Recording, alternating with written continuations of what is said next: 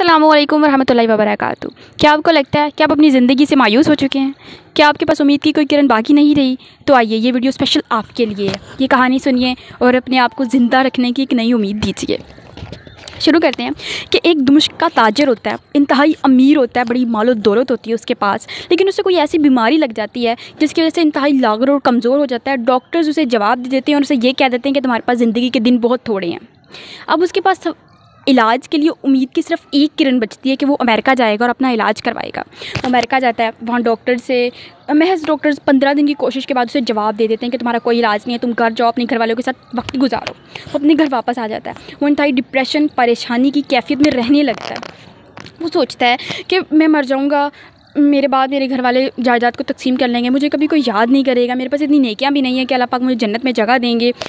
उसके दिमाग में ये सब ख्यालात चलते रहते हैं और वो इंतहाई परेशान होता है। आप खुद समझ लीजिए, हम सब ने मर जाना है, लेकिन जब एक इंसान को पता चल जाता है कि भाई तूने कल मर जाना है, तो उस इंसान का जो गम, वो तकलीफ़, वो नहीं हम समझ सकते। क्या वो इसी गम तकलीफ़ की कैफियत में सड़कों पे आवारा फिर रहा होता है। ठीक, उसे वहाँ पे एक औरत नज़र आती है जो कि एक आदमी के पास गिड़गिड़ा रही होती है। उसे कहती है कि तुम मुझे आधे पैसे तो दो, इससे तो मेरा घर भी नहीं चलेगा। तुम्हें पता है मैं एक प्रोफेशनल औरत नहीं हूँ, लेकिन उसके बावजूद भी मुझे अपने बच्चों का पेट पालने के लिए ये सब करना पड़ रहा है।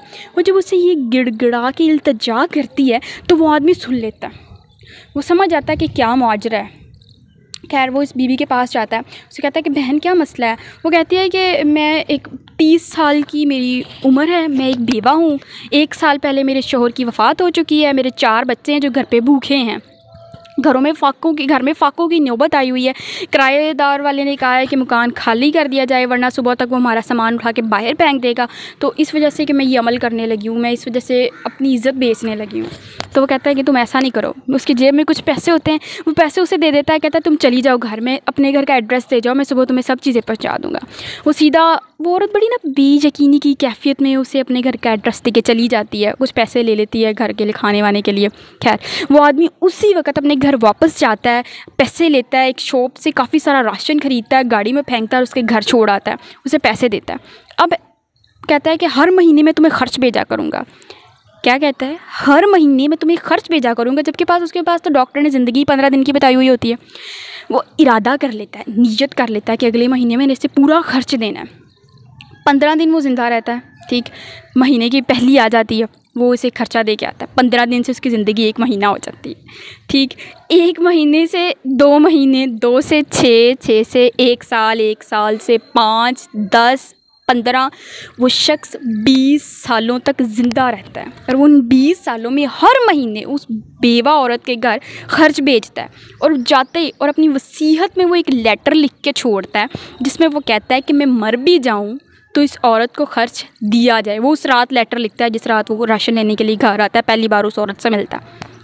अब 20 साल गुजर जाते हैं, वो उसको खर्च भेजता रहता है। 20 सालों बाद वो आदमी मर जाता है तहज्जुद की नमाज में सजदे के दौरान। उसके घर वाले तदफीन में मशगूल हो जाते हैं और उसके बाद जब वसीयत खोली जाती है तो उसमें से एक ख़त निकलता है जिसमें लिखा होता है, एड्रेस, पता, सब कुछ लिखा होता है कि इस औरत को हर महीने खर्चा भेजना है। अब जो खर्चा जो वो उस औरत को भेजता है वो 7 दिन लेट हो जाता है, क्योंकि वो ख़ुद तो मर गया होता है। जब तक उसके वारिसीन को पता चला होता है 7 दिन गुजर चुके होते हैं। बात बड़ी मज़े की है, ज़रा साथ रहिएगा।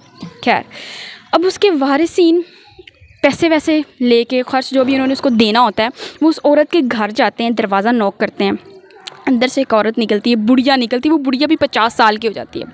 उसे कहती है कि आप जो है ना कि ये मैं खर्च हम आपके लिए लेके आए हैं, जो शख्स आपको रोज़ ये खर्च भेजा था उसकी वफ़ात हो चुकी है। वो कहती है कि अल्लाह पाक से जन्नत में जगह दे, मैं और मेरी औलाद हमेशा उसके लिए दुआएं मांगते हैं। तो वो उससे माजरत करते हैं कि ये खर्च जो है वो 7 दिन लेट हो गया। वो कहते हैं नहीं, आप हमसे माजरत ना करें, 7 दिन पहले ही मेरी बड़े बेटी की नौकरी लगी है और वो 7 दिन पहले ही घर पहली तनख्वाह लेकर आया है।